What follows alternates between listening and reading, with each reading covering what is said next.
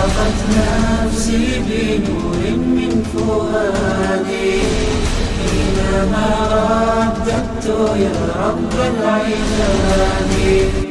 وانتشت روحي وصار الدمع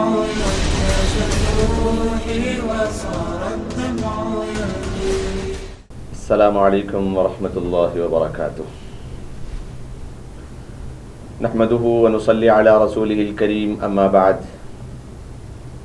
فاعوذ بالله من الشیطان الرجیم بسم اللہ الرحمن الرحیم وانتم الاعلون ان کنتم مؤمنین صدق اللہ العظیم۔ محترم ناظرین کرام، سٹی انڈیا ٹی وی کے پروگرام پیغام دین میں آپ سب کا استقبال ہے۔ ناظرین کرام، بیت المقدس کی تاریخ آپ کے سامنے مسلسل سلسلہ وار ایپیسوڈز کی شکل میں پیش کی جا رہی ہے، جس کا یہ 26واں ایپیسوڈ ہے۔ ناظرین کرام، سن 500 ہجری تک تاریخ کے ان پہلوؤں کو آپ کے سامنے بیان کیا گیا جب خلافت عباسیہ اور خلافت امویہ کا خاتمہ ہو چکا اور مسلمان کئی ریاستوں میں اور کئی قبیلوں میں بٹ چکے اور مسلمانوں میں آپس میں اتفاق اور اتحاد باقی نہ رہا، تو اس وقت رہنے والے یورپی اقوام نے اپنے اندر اتفاق اور اتحاد پیدا کرنا شروع کیا۔ محترم ناظرین کرام، یہ ایسا زمانہ ہے جس وقت کی میں بات کر رہا ہوں 1000 سال پہلے کی۔ وہ یہ زمانہ ہے جس میں مسلمان کئی علاقوں میں اور کئی قبیلوں میں اور کئی رنگتوں میں اور کئی قسم کے اختلافات میں، مذہبی اور مسلکی اختلافات میں بٹ چکے، اور کسی حال کئی ریاستیں ان کے درمیان قائم ہو چکی، جس طریقے سے آپ کے سامنے پچھلے ایپیسوڈ میں بتایا گیا تھا کہ ایک ملک جس کو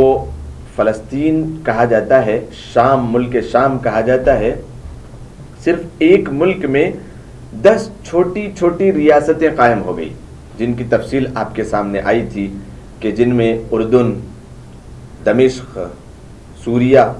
اور اس طریقے سے یروشلم الگ، اور اس طریقے سے اور کئی جگہیں، لبنان، اس طریقے سے 10 ریاستیں قائم ہو گئی، اور یہاں پر مصر، اور مصر میں کئی ایسی ریاستیں قائم ہو گئی، اور یہ سارے کے سارے مسلمان ہونے کے باوجود ایک دوسرے کے خون کے پیاسے ہو گئے۔ صرف خاموشی سے کبھی اختلاف ہوتا تو آپس میں لڑائی اور کوئی جھڑپیں ہو جاتی، ایسا نہیں تھا، بلکہ ایک دوسرے کے در پہ ہو گئے اور خون ریزی کرنے کے پیچھے پڑ گئے کہ کس طریقے سے ایک دوسرے کو قتل و غارت گری کے گھاٹ اتارا جائے، اور کس طریقے سے ان قبیلوں اور ان ریاستوں کو تہس نہس کیا جائے، اور کس طریقے سے ان کو ملیا میٹ کیا جائے۔ بس یہ ایک دوسرے کی آپس میں دشمنیوں کا یہ مقصد رہا کرتا تھا۔ چنانچہ جب یہ مسلمان سارے کے سارے بٹ گئے، اور یہ صرف ریاستوں کی بات نہیں بلکہ مسلکی اور مذہبی اعتبار سے بھی سنی اور شیعہ میں بٹ گئے، اور کئی ایسے فتنے ابھر پڑے جس کی وجہ سے مسلمانوں کا جو اتفاق اور اتحاد کی جو کڑی تھی وہ ساری کی ساری بکھر گئی، اور بہت سارے کئی فرقوں میں مسلمان بٹ گئے، اور ان میں سے ہر ایک دوسرے کے خلاف برسر پیکار رہتا تھا۔ اور اسی موقع کو غنیمت جان کر یورپی اقوام نے اپنا اتحاد قائم کیا اور انہوں نے سوچا کہ یہی موقع غنیمت ہے اور اسی موقع کو ہم غنیمت جان کر فلسطین اور بیت المقدس کو اپنے قبضے میں کر سکتے ہیں اور مسلمانوں کو سبق سکھائیں گے. اور عالم اسلام کی طرف 490 ہجری مطابق 1069 میں قدم بڑھانا شروع کیا یورپی اقوام نے، اور مشکل سے صرف 2 سال کے عرصے میں وہ فلسطین اور مسجد اقصی پر قابض ہو گئے اور ظلم کے وہ پہاڑ توڑے جس کو بیان کرنے سے صرف بدن نہیں بلکہ روح بھی کانپ جاتی ہے کہ ان نوجوانوں کے ساتھ کیا معاملات پیش کیے گئے اور ان نوجوان لڑکیوں کے کیسے عزتوں کو تار تار کیا گیا اور مسلمانوں کی کس طریقے سے ان کے ساتھ ظلم و زیادتی کی گئی. آج دنیا میں حقوق انسانی کا ڈھنڈورا پیٹنے والے ان ظالموں کے آبا و اجداد کا کردار بھی ہمیشہ سفاکانہ، قاتلانہ اور جارحانہ رہا ہے. اقوام یورپ کے بے پناہ مظالم اس طریقے سے تھے کہ مورخین نے اور ہسٹری نگاروں نے، تاریخ کے لکھنے والوں نے لکھا ہے کہ ان ظالم مغربی اقوام نے فلسطین میں موجودہ تمام لوگوں کو قتل کر دیا، یہاں تک کہ فتح کے نشے میں تت ظالموں نے ان لوگوں کو بھی نہیں بخشا جو مسجد اقصی میں پناہ لیے ہوئے تھے، کہیں اور سے آئے ہوئے تھے سیر و سیاح کے لیے، گھومنے کے لیے، دیکھنے کے لیے، جن کی تعداد کم از کم 10,000 بتلائی جاتی ہے. نہ کسی بچے کو بخشا، نہ کسی عورت کو، اور نہ کسی معذور، نہ کسی لولے اور لنگڑے کو بخشا. انگریز مورخ فوشیا دی شارٹر لکھتا ہے کہ خود حملے میں جو وہ شریک تھا کہ جہاں بھی قدم گرتا وہ قدم خون سے لت پت ہو جایا کرتا تھا، بلکہ نصف ساق تک خون ہوا تھا. امام ابن کثیر علیہ الرحمہ نے لکھا ہے کہ مقتولین کی تعداد 70,000 سے بھی زیادہ تھی، جس میں 10,000 علماء اور فقہا تھے. اسی طریقے سے صلیبی کمزور ہونے کے باوجود کیسے بیت المقدس پر قابض ہوئے اور انہوں نے کیسے اپنے علم کو وہاں پر کھڑا کیا اور کیسے انہوں نے وہاں پر فتح حاصل کی. القدس شریف کے مصنف الدکتور یوسف حسن غوانمہ نے مسلمان مورخین کے حوالے سے ایک عجیب امر کا انکشاف کیا. خاص طور پر مشہور اور معتبر مورخ طغری برومی کے حوالے سے کہ تعجب خیز بات تو یہ ہے کہ مغربی اقوام، انہوں نے لکھا ہے کہ بڑا تعجب، اور اس بات کو سمجھنے میں انسان کو مشکل ہوتی ہے کہ کیسی تعجب خیز بات ہے کہ مغربی اقوام جب خود پر قبضہ کرنے کے لیے نکلی تو ہر اعتبار سے بالکل کمزور تھی.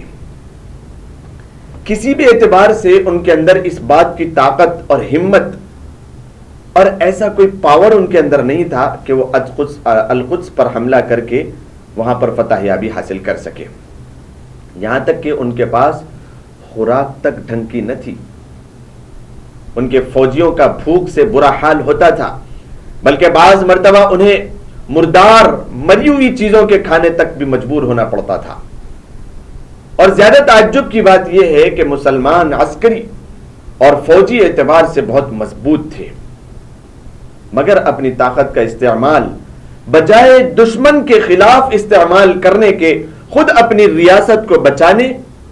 اور بڑھانے میں کرتے تھے، اور اس کے لیے اپنے کٹر دشمن اور حریف تک کی مدد کرتے تھے تاکہ اپنے مد مقابل مسلمان کو کمزور کیا جا سکے. مملکت فاطمیہ کا گھنونا کردار اس میں اس طریقے سے رہا کہ مملکت فاطمیہ کے متعلق مورخین نے اور تاریخ لکھنے والوں نے یہاں تک لکھا کہ دعویٰ کیا کہ خلافت فاطمیہ اتنی مضبوط تھی اس وقت اور اتنی زیادہ قوت کی مالک تھی اور ان کے اندر فوجیوں کی اتنی زیادہ تکمیل تھی کہ وہ پہلے ہی حملے میں صلیبیوں کو شکست فاست دے سکتی تھی، مگر ایسا نہیں ہوا۔ صرف اتنے ہی پر بس نہیں، فاطمیوں نے سلجوقیوں کی شکست پر نصارہ کو مبارکباد دی۔ لا حول ولا قوت الا باللہ العلی العظیم۔ یہی صورتحال تھی دیگر بادشاہوں کی کہ وہ بڑی بڑی رقم دے کر ان سے معاہدہ کر لیتے تھے، ان سے لڑتے نہیں تھے، لیکن آپس میں ایک دوسرے کے ساتھ، مسلمانوں کے ساتھ وہ لڑا کرتے تھے۔ یہ تو وہ دور تھا 5ویں صدی، اور آج کا دور 15ویں صدی۔ 5ویں صدی اور 15ویں صدی ہجری کے مسلمانوں کے سیاسی منظرنامے کی یکسانیت کچھ اس طریقے سے ہے کہ آج کے حالات کا بیت المقدس کے سقوط اول کے ساتھ اگر ہم مقارنہ کریں، موازنہ کریں، مقارنہ کریں، اگر ہم کمپیئر کریں تو معلوم ہوگا گویا کاپی پیسٹ کر دیا گیا ہو۔ بالکل تاریخ اپنے آپ کو دہرا رہی ہے۔ قدس کی، بیت المقدس کی بازیابی کیسے ممکن ہوگی؟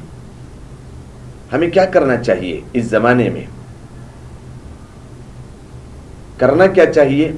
سب سے پہلی بات تو یہ ہے کہ 1000 سال قبل جس طریقے سے القدس پر حملہ ہوا اور مسلمانوں کو شکست فاست دی گئی اور عیسائیوں نے اس پر قبضہ کیا اور مسلمانوں کے ساتھ بہت زیادہ ظلم و زیادتی کی، لیکن صرف اور صرف 91 سال کے بعد صلاح الدین ایوبی رحمہ اللہ اور ان سے پہلے آنے والے علماء نے کس طریقے کے حالات بنائے اور کیا کچھ انہوں نے کوششیں کی، جس کی وجہ سے ان کی چلنے والی نسلوں میں ایوبی جیسے پیدا ہوئے، تو اس کی کیا تاریخ رہی اور کیسے وہ ممکن بنا، اس کو ہم سنتے چلیں۔ موسیٰ دیان نے اپنی آخری تصنیف، یہ ایک مورخ ہے، انہوں نے اپنی آخری تصنیف کیا تلوار فیصلہ کن ثابت ہوگی میں لکھا ہے کہ مجھے حیفا کے ایک نوجوان مسلمان نے کہا کہ کوئی بات نہیں، کوئی بات نہیں، ایک دن ایسا آئے گا۔ موسیٰ دیان یہ ایک یہودی ہے، اور جب مسلمانوں کے اوپر ظلم و زیادتی ہو رہی تھی، مسلمانوں کے اوپر یہودیوں کی جانب سے ظلم و زیادتی ہو رہی تھی، اس وقت یہ یہودی تاریخ لکھ رہا تھا۔ اس نے لکھا اپنی ایک کتاب کہ کیا تلوار فیصلہ کن ثابت ہوگی، میں لکھا کہ مجھے حیفا کے ایک نوجوان مسلمان نے کہا کہ کوئی بات نہیں، اے یہودیوں، ہم پر تم ظلم کرتے رہو، کوئی بات نہیں، لیکن ایک دن ایسا آئے گا کہ ہم تم یہودیوں کو یہاں سے مار بھگائیں گے، یہاں تک کہ اگر کوئی یہودی کسی درخت یا پتھر کے پاس پناہ لے گا تو وہ پکارے گا، اے مسلمان، اے مسلمان، اس جانب آ جا، یہ یہودی میرے پیچھے چھپا ہوا ہے، اس کی موت کو موت کے گھاٹ اتار دے۔ تو میں نے یعنی موسیٰ دیان نے کہا کہ ہاں ایسا ہوگا، ایسا ایک دن آئے گا، تمہارے حضور نے بھی کہا ہے اور قرآن بھی اس بات کی تائید کرتا ہے، لیکن ایسا ہوگا مگر وہ اس وقت ہوگا جبکہ تم بھی عقیدے میں ہماری طرح پختہ ہو جاؤ، یعنی دین پر مضبوطی کے ساتھ قائم ہو جاؤ۔ معلوم ہوا کہ معرکہ قدس کوئی سیاسی معرکہ نہیں ہے، بلکہ مذہبی اور دینی قضیہ ہے۔ معلوم ہوا اگر ہم قدس کی فتح کے لیے سنجیدہ ہیں، ہم اس بات کو سیریس لیتے ہیں کہ انشاءاللہ العزیز ہم بیت المقدس کو فتح کریں گے، تو سب سے پہلے ضرورت اس بات کی ہے کہ ہم عقیدے اور فکروں کو فولاد سے زیادہ مضبوط کریں، اپنے آپسی اختلافات کو ختم کرنا ہوگا۔ مزید اسباب کو تفصیل کے ساتھ انشاءاللہ ذکر کیا جائے گا۔ اب یہ بھی جانتے چلیں کہ اس ناکامی کے 90 سال بعد، یعنی ان نصارہ اور ان عیسائیوں کے بیت المقدس پر فتح یابی کے صرف 90 سال کے بعد کس طریقے سے صلاح الدین ایوبی رحمۃ اللہ علیہ کے ہاتھوں بیت المقدس کیسے فتح ہوا اور اس کے اسباب کیا تھے، تاکہ ہمارے لیے بھی ان کا اختیار کرنا آسان ہو جائے۔ صلاح الدین ایوبی رحمۃ اللہ علیہ کے خود کے فتح کرنے سے پہلے کا مرحلہ کیا تھا اور کس طریقے سے انہوں نے تیاری کی، اور اس سے پہلے کا ماحول کیا بنا، علماء کرام نے کس طریقے سے محنتیں کی، انشاءاللہ انتظار کریں، وقفے کے بعد آپ کے سامنے اس چیز کو بیان کیا جائے گا۔ تب تک کے لیے اجازت دیں۔ السلام علیکم ورحمۃ اللہ وبرکاتہ۔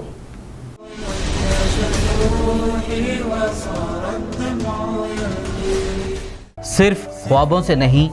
گھر بنتے ہیں ارادوں سے۔ M S techno and company builders and developers لے کر آئے ہیں ایک نیا پروجیکٹ، صابریز Umar enclave super deluxe construction, شاہوں کے شہر حیدرآباد میں، چار مینار کے دامن میں، صرف 1 کلومیٹر کے فاصلے پر، اعظم پورہ فرحت نگر علاقے میں۔ Booking start. مزید تفصیلات کے لیے رابطہ کریں 9959023786 9959023786 9581528002 9493854625 Cosmic Bake Zone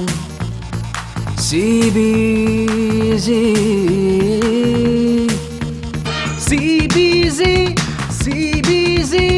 number 1 ہے CBZ۔ کاسمک بیک زون جو شہر محبوب نگر کی مشہور و معروف بیکری ہے، جو ذائقے کے لیے ہی نہیں بلکہ بچوں کو سرور پہنچانے والے ماحول کے ساتھ بڑوں کے ذائقے کا بھی خاص خیال رکھتی ہے۔ ہماری خصوصیت یہ ہے کہ زبان پر رکھتے ہی گھل جانے والے کیک، کارٹون نما کیک، اسپیشل کیک، ایگ لیس کیک یہاں پر دستیاب ہیں۔ اتنا ہی نہیں بلکہ ذائقہ سے بھرپور پیزا، برگر اور کئی اقسام کے آئس کریم اور خاص بسکٹ اور کئی ہمہ اقسام کی بیکری آئٹم اور شیر مال میٹھے کی روٹی، اصلی گھی اور میوہ جات سے بھرپور ڈرائی فروٹ کے روٹ واجبی دام پر یہاں دستیاب ہے۔ آپ اپنے گھروں کی شادیوں اور دیگر تقریبات کے لیے بھی سویگی کے ذریعے اپنا آرڈر بک کروا سکتے ہیں۔ پھر دیر کیوں، تشریف لائیے۔ کاسمک بیک زون جو ریاست تلنگانہ کی جانب سے نمبر 1 بیکری ایوارڈ کا خطاب لے چکا ہے۔ ہمارا پتہ ہے کاسمک بیک زون نزد HDFC bank government hospital road Mahbubnagar. ایک بار کھانے جو آئے یہاں، بار بار آنے کو چاہے یہاں۔ حیدرآباد میں کامیابی کے جھنڈے گاڑنے کے بعد اب آپ کے شہر محبوب نگر میں MS اکیڈمی پیش کرتے ہیں۔ MS girls junior college. MS girls junior college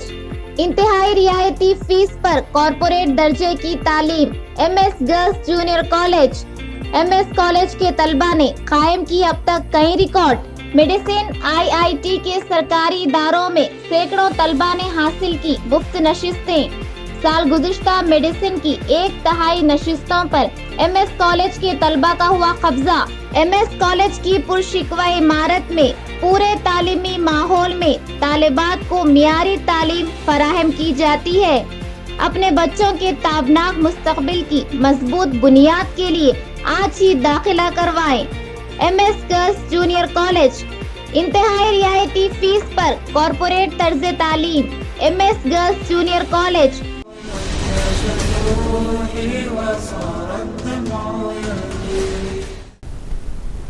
السلام علیکم ورحمۃ اللہ وبرکاتہ۔ محترم ناظرین کرام، وقفے کے بعد پھر آپ سب کا استقبال ہے۔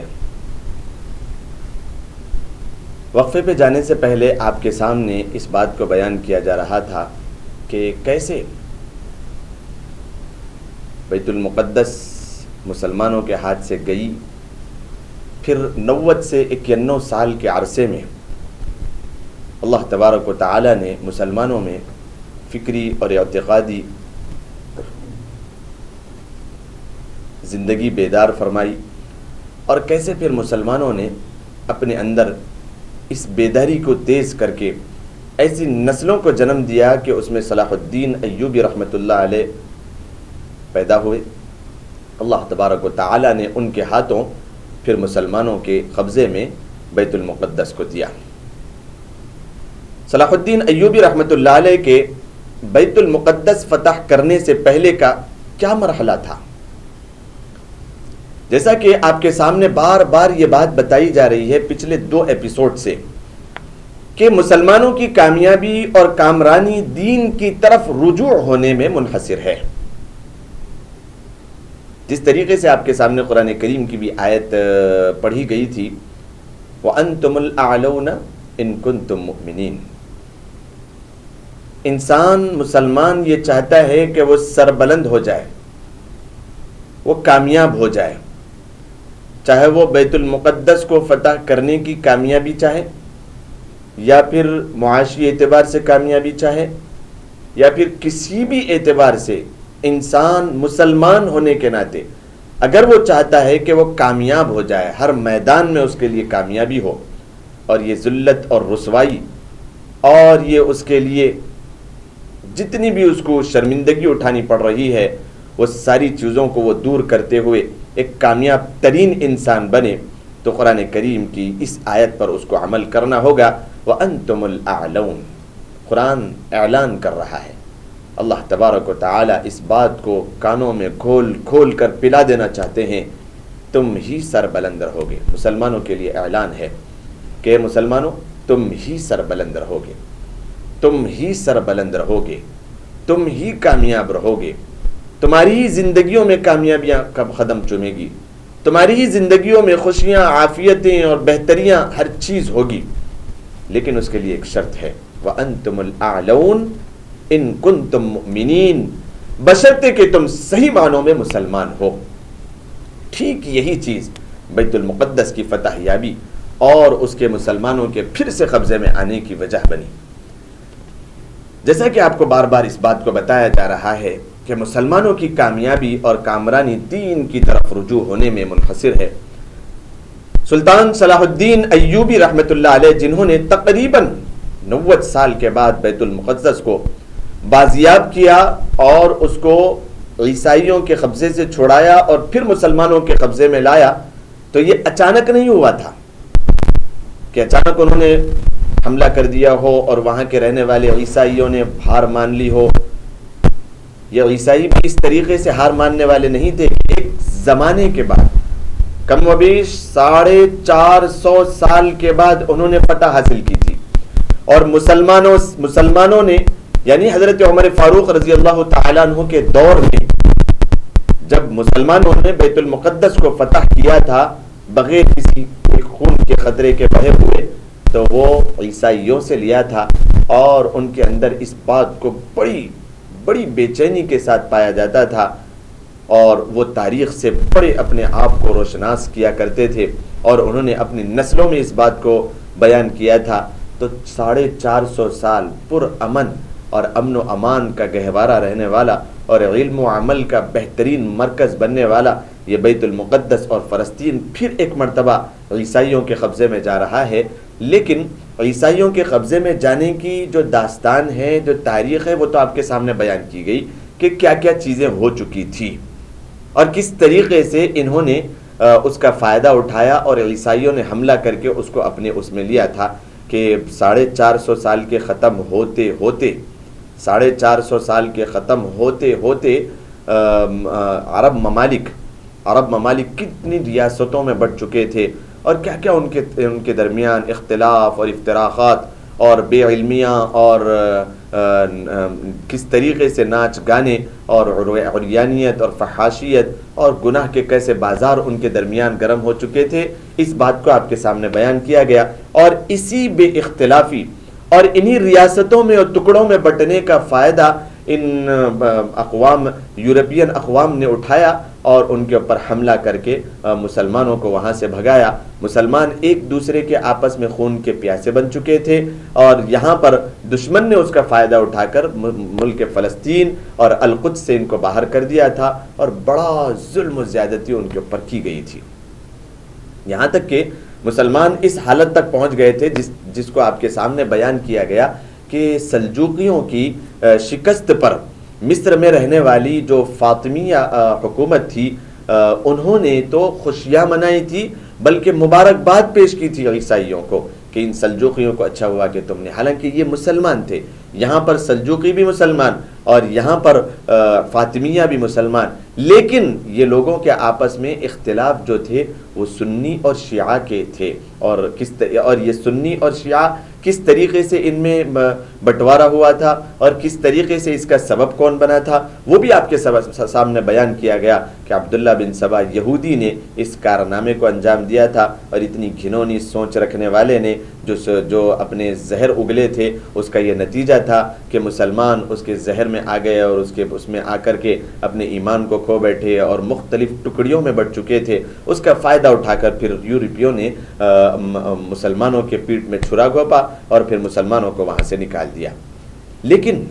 اب صرف اور صرف 90 سال تک پھر عیسائی وہاں پر حکومت کر سکے. پھر 90 سال کے بعد حضرت صلاح الدین ایوبی رحمۃ اللہ علیہ نے اس پر یلغار کی اور کیسی ان کی یلغار کامیاب ہوئی، کیسے ان کا حملہ کامیاب ہوا. اس سے پہلے کیا ماحول بنا؟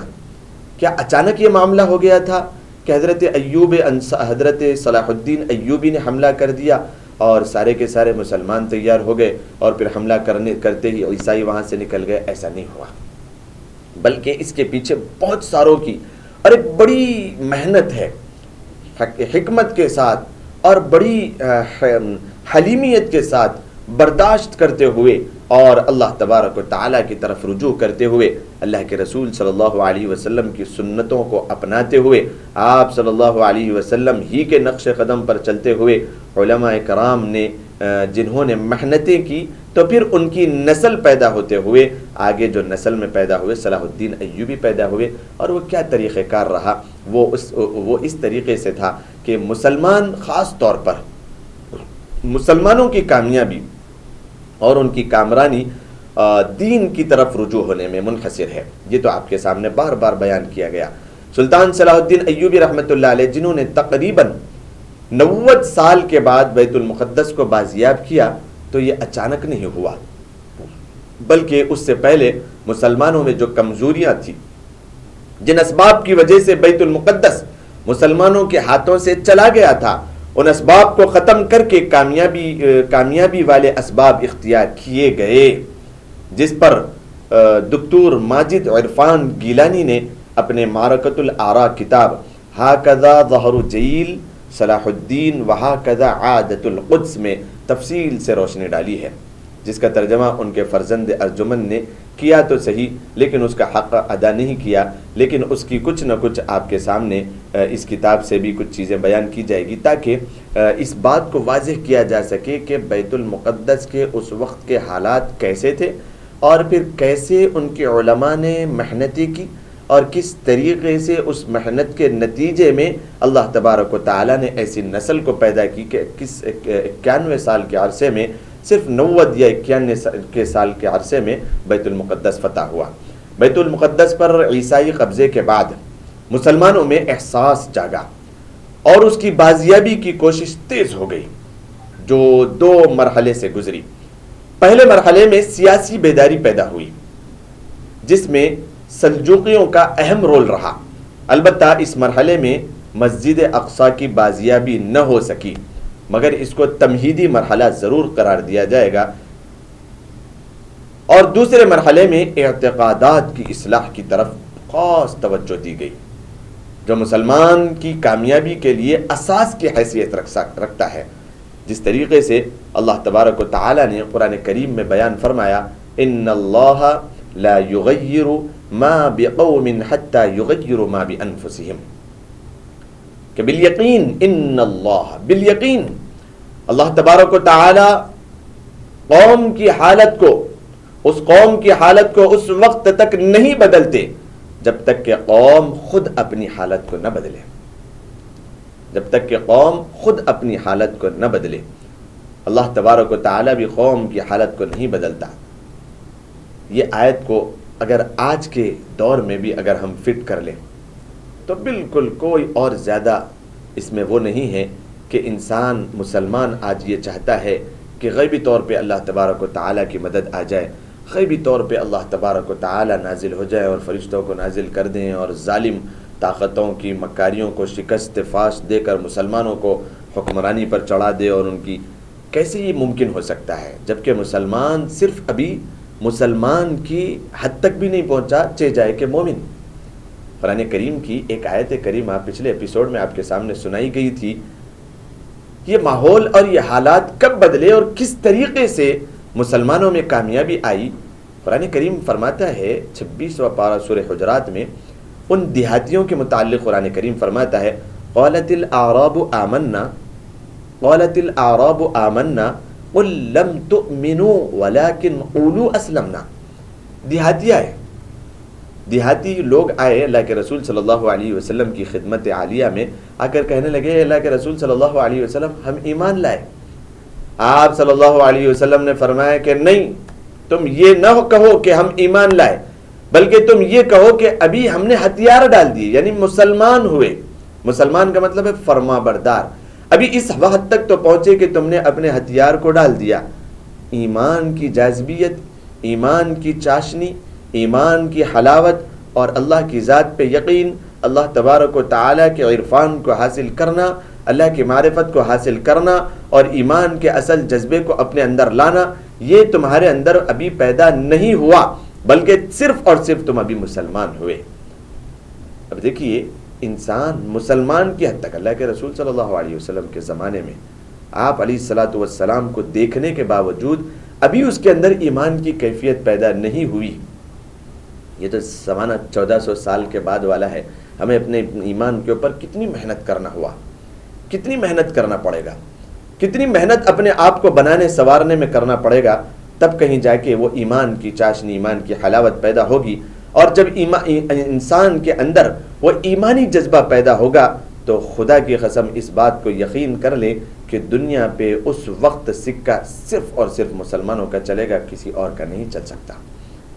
اسی کو قرآن کریم بیان کرتا ہے کہ ظاہری اسباب سے کچھ نہیں ہوگا، ظاہری طاقتوں سے کچھ نہیں ہوگا۔ ظاہری طاقتیں تو ابو جہل، ابو لہب، عتبہ اور شیبہ بھی لے کر آئے تھے۔ 1000 سے زائد ان کے پاس فوجیاں اور تیر کمانیں، تلواریں اور گھوڑے اور اونٹ سب کے سب تھے، لیکن مسلمان 313 نہت تھے جن کے پاس پانی بھی نہیں، کھانے کو کھانا بھی نہیں، ٹوٹی ہوئی تلوار، جو کہ صرف اور صرف کوئی اور مقصد سے آئے تھے، جنگ اور معرکے کے ارادے سے نہیں آئے تھے، لیکن ان کے ایمانی جذبے نے اللہ تبارک و تعالیٰ کی رحمت کو ایسا کھینچا کہ ان کے 70 کافر اور مشرکین تہ تیغ ہوئے، جہنم رسید ہوئے، اور فتح یابی ایسی زبردست مسلمانوں کو ملی کہ جس کو کہا گیا غزوہ بدر، کہ یہ بالکل فرق کرنے والی ہے اس ایمان اور اسلام اور کفر اور مشرکین کے درمیان ایک فرق کرنے والی یہ ایک معرکہ تھا، یہ ایک غزوہ تھا۔ تو اس بات سے اندازہ اس بات کا ہو گیا کہ تبدیلی باہر سے نہیں آئے گی، تبدیلی اندر سے آئے گی۔ تبدیلی باہر سے آنے والی چیز کا نام نہیں ہے، تبدیلی کوئی ایسی چیز کا نام نہیں ہے کہ ابھی اتر جائے گی آسمان سے، تبدیلی کوئی ایسی چیز کا نام نہیں ہے کہ زمین اگل رہی ہے، کب تبدیلی ایسی کوئی چیز کا نام نہیں ہے کہ جو ہواؤں میں چل رہی ہے، بلکہ تبدیلی اس چیز کا نام ہے جو انسان اپنے اندر سے پیدا کرتا ہے، اپنے شوق سے پیدا کرتا ہے، اپنے جذبے سے پیدا کرتا ہے۔ اسی کو ایک شاعر نے کس انداز میں کہا ہے کہ تو میرا نہیں بنتا نہ بن، اپنا تو بن۔ اس کو شاعر یوں کہتا ہے، پہلا مصرع اس کا، اپنے من میں ڈوب کر پاجا سراغ زندگی، اپنے من میں ڈوب کر پاجا سراغ زندگی، تو میرا نہیں بنتا نہ بن، اپنا تو بن۔ کم از کم اتنا تو کر کہ اپنے اندر سے کوئی تبدیلی پیدا ہو۔ خود انسان بے اختیار اس طریقے سے اپنے دل کو بنانے کی فکر کرے، ایمان کو اپنے مضبوط کرنے کی فکر کرے، اللہ کی ذات پہ یقین کو مضبوط کرے، ایمانیات کو اپنے اندر پیدا کرنے کی فکر اور کوشش کرے، اللہ کے رسول صلی اللہ علیہ وسلم کی اطاعت کرے، یہ ہے اصل مسلمان اور یہ ہے اصل مومن۔ اس ڈگر پر چلنے والا اور اس راہ پر چلنے والا اصل کامیاب انسان ہے، اور اس کو چھوڑنے والا کبھی بھی وہ انقلاب برپا نہیں کر سکتا اور کبھی بھی تبدیلی اس سے آ نہیں سکتی۔ انشاءاللہ وہ کیا اسباب بنے جس کو اپنا کر ایسی نسلیں پیدا ہوئی کہ جس میں صلاح الدین ایوبی پیدا ہوئے، نور الدین زنگی پیدا ہوئے اور ان کے ساتھ کام کرنے والے پیدا ہوئے، کن علماء کی کس طریقے کی محنتیں تھی اور کیسی اعتقادی اور فکری محنتیں تھیں، تو کیا اس کا نتیجہ ہوا کہ ایسے غیور نوجوان پیدا ہوئے جنہوں نے صرف اور صرف 90 سال کے بعد فوراً بیت المقدس کو اپنے قبضے میں لیا۔ انشاءاللہ اس کو آپ کے سامنے آئندہ ایپیسوڈ میں پھر بتایا جائے گا۔ تب تک کے لیے اجازت دیں، السلام علیکم ورحمۃ اللہ وبرکاتہ۔ أشرقت نفسي بنور من فؤادي حينما رددت يا رب العباد، وانتشت روحي وصار الدمع ينزل